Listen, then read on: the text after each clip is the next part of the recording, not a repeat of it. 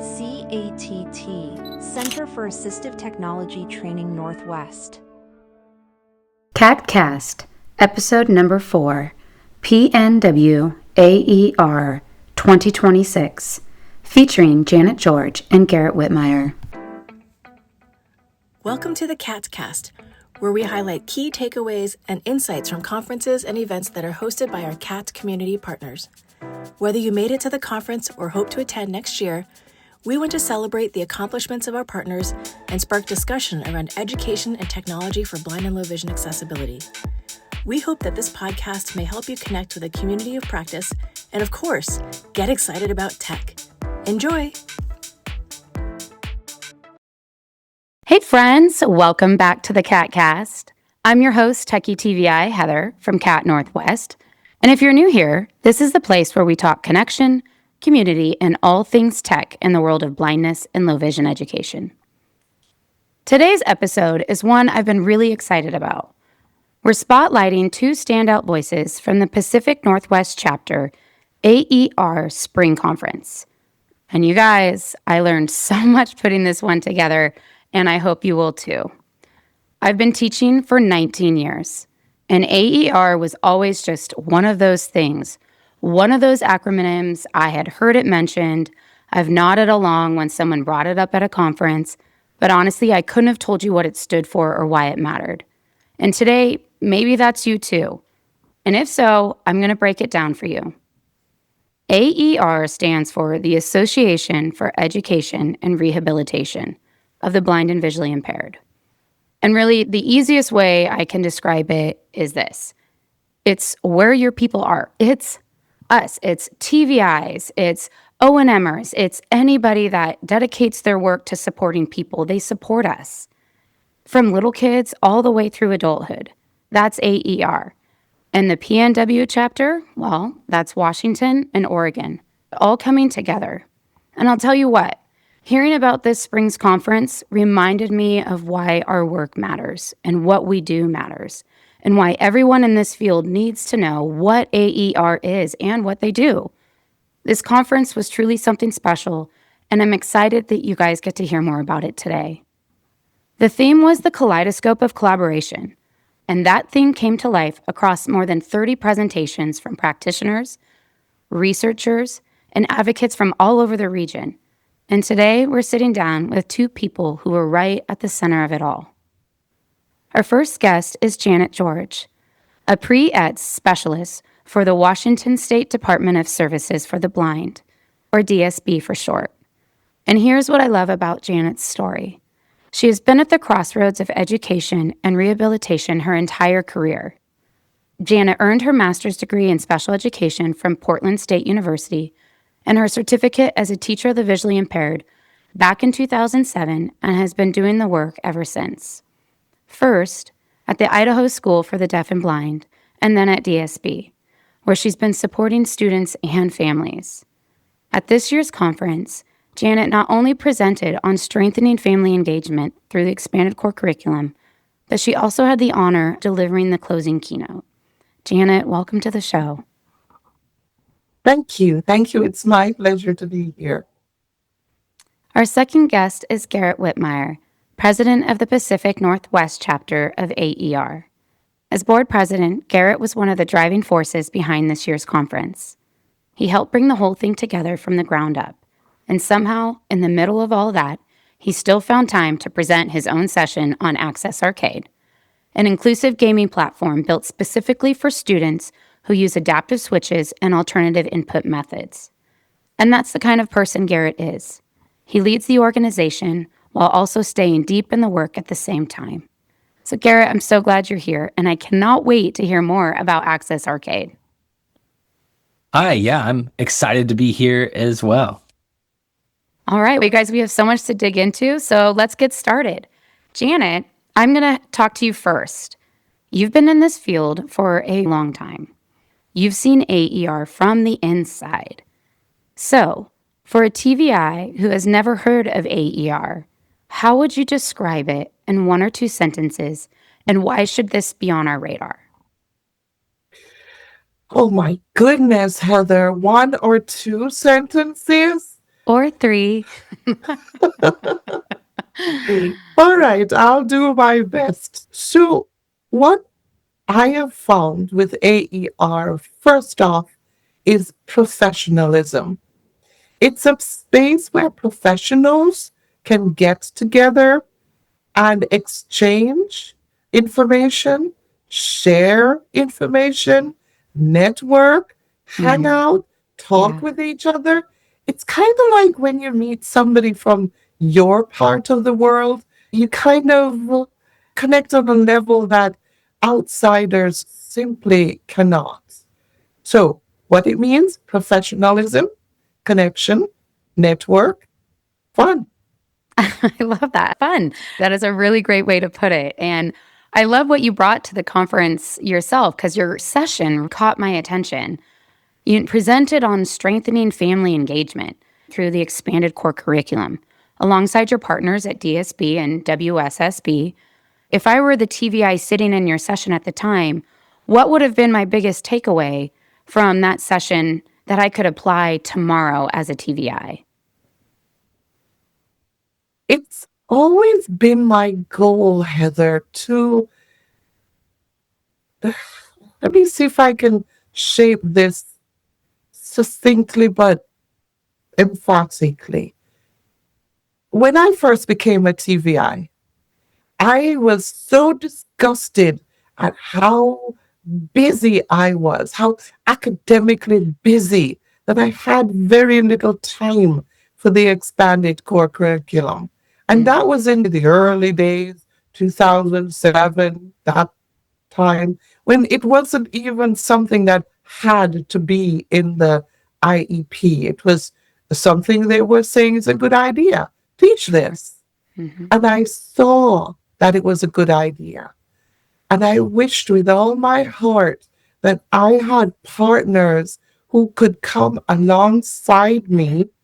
And while I was busy doing the academics, they could be helping the student grow into a more rounded person.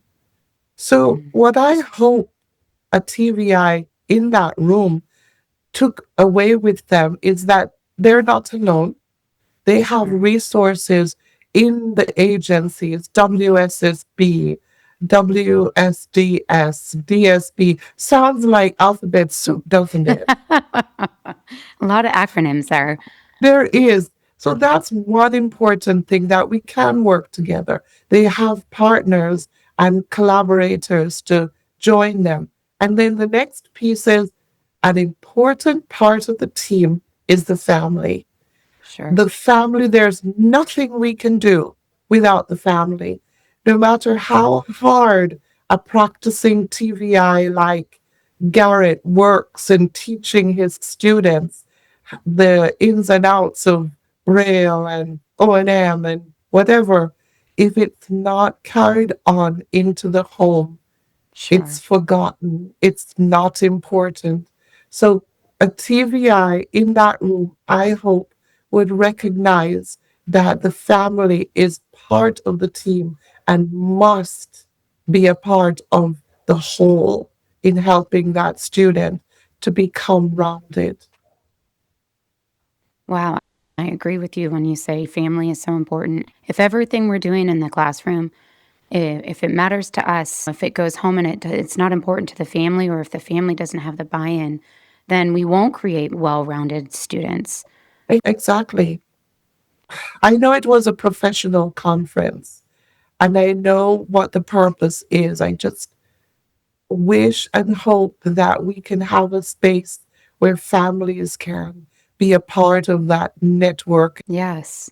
And it's the connections because there's also trust involved in that. Hmm. Hmm. And when the kids have a safe space to work and grow and learn, and they feel safe at home, and their parents also feel safe with you, more can get done and we can exceed the expectations. As if the presenting of that wonderful session wasn't enough, you also delivered the keynote, which is such an honor. Janet, without giving your keynote all over again, what was the core message? Like, what should we have left with? Oh my. I agree with you. It was a huge honor. I I will confess to feeling overwhelmed at being asked and had to pray a lot to not be overly prideful and Sure. definitely to follow what my heart said and without giving it all over again. But just to remind people, I would like to remind them that we teachers have a big part, a loud voice in the lives of our students, that we can make a student or break a student. You know, I will never learn to play an instrument because a teacher once told me that my fingers were not good enough for the piano. So after that, I would just turn away. I felt like I would never be musical, never ever. And that was in my mind because of that teacher's thoughtless comment. So Sure. I'd like teachers to think about the impact they have on students' lives. And if I didn't have people in my life who had high expectations for me and set the standard high for me to reach towards, then I wouldn't reach, would I? If my expectation was to just sit and twiddle my thumbs, guess what I would be doing today? Twiddling my thumbs, and really, they don't twiddle well anymore. And finally, I'd like teachers to realize that they are the bridge between the students and the parents, and that they are the resource to the parent, because the parent, more often than not, sees them as the, forgive me for saying it like this, Lord of it all, because they know so much and they have Sure. every bit of information about vision. When in reality, it's the other way around. The Sure. parents have every bit of information about their child. Yes. So connection, connection. Yeah, I really love what you just said. Our words do have power and they can build up or they can tear down. And I love Mhm, how you keep going back to family. Parents do want to hear wonderful things about their kids. They don't want to mhm, constantly hear their kid can't do this or hasn't done this yet. It's so important to let the family know how much you enjoy working with their child. I also really liked how you said to have high expectations. When I was in my teaching program at Azusa Pacific University in Los Angeles, one of the teachers at the school had a really high baseball that would hang from the door. And basically, what he was saying is that if you have a little child and if the ball is really low, they're just going to touch it and move on. But if you put it up really high, these kids are going to try to jump. They're going to run back 10 feet and try to run even mhm. higher to touch it. And they'll get excited and they'll want to learn and they'll want to grow. So when you said to have high expectations, it just reminded me that our students can do more than what we think they can. I love that picture you painted. I can just see it, the whole reason for it. I just wanted to add one little piece about family and teacher connection. I think they also, families, need to hear truth. Hmm. They need to hear, Mrs. Jones, I really enjoy working with Johnny. He is so good at his braille, at his typing, at his dot, dot, dot. Sure. I do think, though, that him learning to take responsibility for his homework, for tying his shoes, for combing his hair, after all, he's 12. It's important. I think truth is important. Yes, definitely. When your experience connecting DSB families and the school teams around the ECC, what does real collaboration look like? And where do TVIs fit into that picture in regards to some of these students that have larger teams? I think a team has to work together.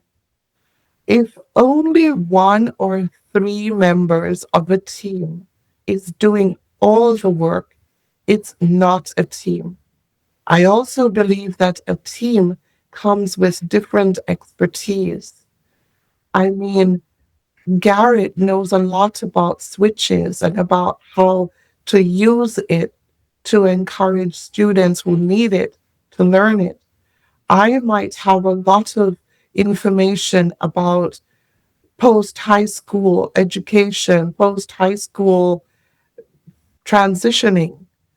But if we don't work together, then the student loses out. When we bring our expertise in and realize that, all right, Garrett's student, who is now, let's see, 10, is learning to use a switch to something. See, Garrett, I'm really ignorant, so I can't wait for you to talk. And I know as a vision teacher learns this, then he'll be able to access more information. So I can bring my expertise to the table to help collaborate with, say, the PT, say the OT, or even the school nurse. I remember visiting a family a long time ago whose student had TVI, and they didn't know what to do with her. So they locked her in a back room. And I went to the home to visit, and I looked and listened. No student, no sound of the student. So I finally asked, "Where is so and so?" "Oh, we don't bring her out here." "Why?" "Well, she can't participate." Oh, So I insisted on going to see so and so. And yep, it was a dark, smelly room, hot. It felt awful. And I touched the student, of course, letting her know I was going to, for sure. and discovered that her hair was uncombed. Her body was just, I don't know. I could go on and on and on. But the end of the story is the school did not know this. Mm-hmm. They thought she came to school, everything was fine. They didn't know that.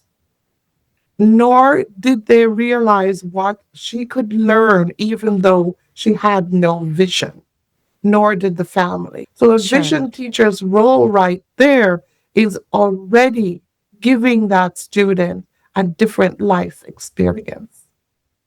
Wow. Yes. And that is a huge component, educating the families, teachers, and administrators is show them what the student can and can't do. And I love how you insisted on seeing her. You affirmed her value and led by example. This was such a rich conversation. And thank you for sharing that story. And I know that there are other TVIs listening right now who are feeling just as inspired as me, but maybe like myself, we don't know where to start. So if someone's listening and thinking, okay, wow, Janet's amazing. I need to get more involved. I want to get more connected. What is the first step that you'd tell them to take to get involved with AER? Just sign up. All right. I think I would recommend attending the conference because that's where it all happens. In the conference, they'll meet other vision specialists. They will be able to make a connection that is unbelievable.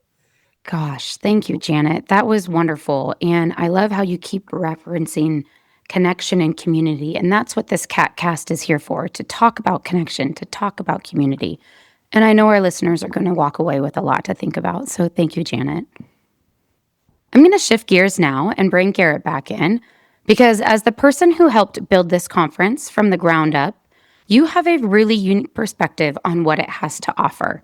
Garrett, as president of PNW AER, what is the elevator pitch you're going to give a TVI who has never attended a conference like this? Oh man, that is a great question. If somebody's caught in an elevator with me, I apologize already, but I would tell them this about PNW AER or whatever chapter is nearest to you, right? Because AER is full of different regional chapters out there. But I would say AER isn't just a normal professional development kind of get together. It's kind of where we take all those, like Janet was alluding to, like our TVI silos in the Pacific Northwest, and we try to tear them down. So as a TVI, you spend most of your day as the only person who understands the expanded core curriculum, understands Braille, understands O&M. Our conference is a chance to like get a room full of people who, in air quotes, get it. So it's kind of where you find the latest tools and the strategies and mentors, and also kind of like a good like battery charger, like renews your energy and keeps you advocating and fighting for your students in the face of perhaps adversity with administration or adversity with parents. And so it's a great time to decompress, learn a little bit, and kind of like fill up your bucket again. Oh, I love that. All right, sign me up. We're there. I'll get all my friends. Totally. All right. So you weren't just organizing everything behind the scenes. You were also up on the stage presenting. This is what I want everybody to hear. This Access Arcade is beyond cool. I was able to watch your Access Arcade quick walkthrough on YouTube, and you have created a gaming platform specifically designed for students using switches. And what problem were you trying to solve in the invention of that game? And how did the session land with all of the attendees there? Oh, that's such a great question. So the problem in a nutshell was, well, to back up just a little bit, I would say 90% of my caseload of 25 are students with multiple disabilities. So in addition to vision, it could be a motor disability or physical disability and things like that. So I was tired of going from school to school and seeing those kiddos just watch other students in their same classroom play Uno, like they weren't being, they're being included. They're at the table. It was great, but they weren't engaging meaningfully. Like they were just there to hang, which is never a bad thing. But like I wanted something to give them where they could actually do it and have some agency and choose something to play and things like that. And so, so I built Access Arcade to bridge that gap. And luckily with smartphones and iPads, it's really not necessarily easy to do that, but inherently it makes it very accessible because switch control and voiceover all run on the kind of the same system. So if something is voiceover accessible, it's going to be switch control accessible and kind of like that. And same with all the Google stuff. And so just putting in the work ahead of time with the engineering and stuff like that, it'll all be accessible. And I thought that was really cool. And I would say the training really resonated because, not to say people have a lack of ideas with that certain maybe student group, they usually have a huge team. But it's like, even with a huge team, they can get left behind because you think other people are going to do the job, right? And so it comes to a point where I'm going to have to advocate for the students so they can have fun in the classroom, access books or their laptop or their one-to-one technology, because most of the time kiddos with physical disabilities are given a laptop, and what are they supposed to do with it? Not a lot, right? And so until we can figure out strategies and access tech to help them, usually using different switch interfaces and anything. So I would say it landed really well. And then I think it could be like a whole day training where it's like, this is what adaptive switch is. This is what like a Bluetooth interface is. This is a USB one. Here's all the pluses and minuses with that. I think it was really receptive to like, hey, Access Arcade exists, but it's like, how do I even connect switches to it to make it work, if that makes sense? Let's say it was a great baseline to learn where all teachers are at when it comes to adaptive switch access, if you will. Absolutely. I think that's so cool. One thing that keeps coming up in conversations with TVIs is this feeling of isolation, especially for those working in rural districts like myself. Garrett, how can AER help address that feeling of isolation? Yeah, that's a great question. And once you said rural Northern California, I thought of Virgin River from Netflix. If you are familiar. Yes, I am familiar with that. Kind of like that. Or 1883, the old Wild West. That's where I live. Yes. Yeah. It's beautiful country. But when it comes to just that sense of isolation, and especially for like rural areas, in Washington, we have, if you go northeast Washington or southwest Washington, even the peninsula, it's basically everybody lives north or south or an hour east or west of Seattle, right? And so the whole rest of Washington's super rural. And yeah, you could definitely feel isolated. And so what I brought up previously were these air quotes silos that you can get in. So I would say that isolation, that silo is kind of like the silent tax that rural TVIs kind of pay, you know what I mean? And so I would say AER kind of acts as that professional lifeline, if you will. So beyond the sessions that we do, it could be like the hallway conversations in between. Hey, I have this student, ... fill in the blank. Sure. Or even like making some connections where you could have that, not necessarily 24/7 support, but maybe like 8/5 support. You know what I mean? 8 hours a day, 5 days a Sure, week support, absolutely. right? And so just to know that you're never truly on your own, even if you're in an isolated district, and like even sometimes urban TVIs, air quotes, urban TVIs, you are still the only one that knows these kiddos in this school. You could have a team of 5 TVIs, but you're the one TVI for that school. And you have to train all these people.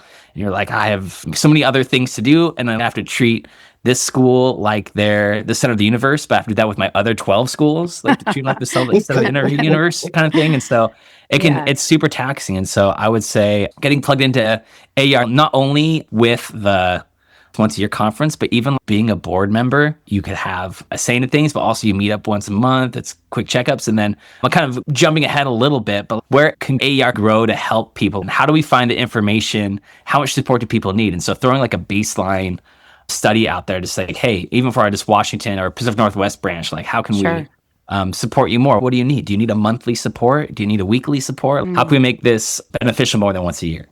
Yeah, I love that. I love what both you and Janet said. Sign up, be a board member, get involved. So basically, the vision for PNW AER specifically was to get other TVIs involved so AER and you can support them. All right, Garrett, I want to end with this, and I'm going to put you on the spot. Finish this sentence for me. Every TVI should attend an AER conference because you can't pour from an empty cup. And this is where we come to refill not only our passion, but also our knowledge and also to support our community. Yeah.